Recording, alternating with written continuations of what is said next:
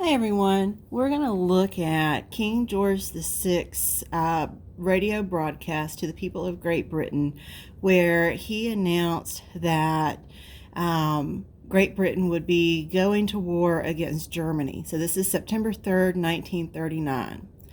And what we're talking about is ethos, okay, which is credibility. Okay, so the question we need to be asking is, how does King George VI, who is our speaker, develop his credibility with his people throughout the text? Okay, now he has automatic ethos because he's the king. That's why he gets to talk to the people. So they automatically know that King George VI has established credibility simply because of his title, who he is. Okay, but there are other ways that he develops this throughout the text. So if we look at it, these first four paragraphs here, okay, the whole goal is to establish trust with his people. Okay, so we have a lot of personal pronouns. We have us, we've got we, we've got our. Okay, these are collective pronouns. Okay, so we have to ask ourselves, why does he use these collective pronouns? And the idea is that they're all in this together. Okay, that this is a collective problem. It's not the people's problem. It's not the king's problem. It's it's we. Okay, so there's this establishment of trust here with his people. Okay, he ends these four paragraphs talking about meet the challenge of a principle, which, if it were to prevail, would be fatal to any civilized order in the world. Okay, and so he spends the next four paragraphs here establishing what these principles are. Okay, so he defines the principle here. Okay, he breaks it down here, and then he talks about the bigger picture.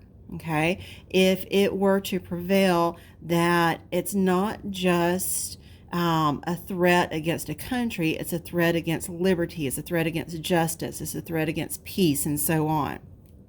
Okay, so we have established here that we're all in this together. He's establishing what it is they're actually fighting for. Then we go to the bottom part here. Okay, and it changes. It is to this high purpose that I now call my people at home and my peoples across the seas, who will make our cause their own. I ask them to stand calm and firm and united in this time of trial. Notice that the pronouns really change here. We had a lot of collective pronouns here, down here. Finally, Hold Stat, on. pardon the interruption. Hey, if you will, please stay out of the cafeteria for the next little while. It just got through being sanitized, so that stuff has to take a second or two to sink in and to dry. So Mr. Darrell asked me to let you know that. Please stay out of the cafeteria for the next short while. So in this section down here, we still have the personal pronouns, okay, but instead it's I. Okay, this is a command from their king. He is calling on them. This is a call to action. I now call on my people to support our cause. I ask them to stand calm and firm.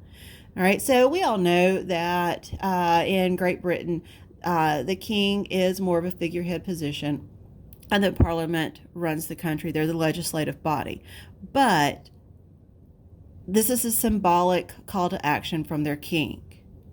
Okay, and he ends it here.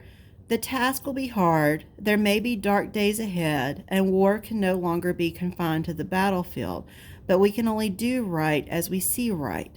Okay, he recognizes the cost of war for the civilians. Okay, starting really with the 20th century, the battlefield ceased to be a battlefield like it had in previous centuries. It used to be that wars were fought on literal fields outside of cities where armies would meet and they would battle it out. But with the advent of the 20th century and airplane technology and tank technology and so forth, the battle moves to the city, because within the 20th century, the easiest way to topple a country is to affect its infrastructure, okay, its civilians, its economy, its schooling, its worship, all of those things that make up a civilization, a culture.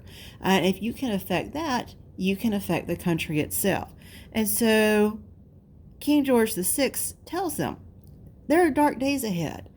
He said, but we are in this together and we will do what is right.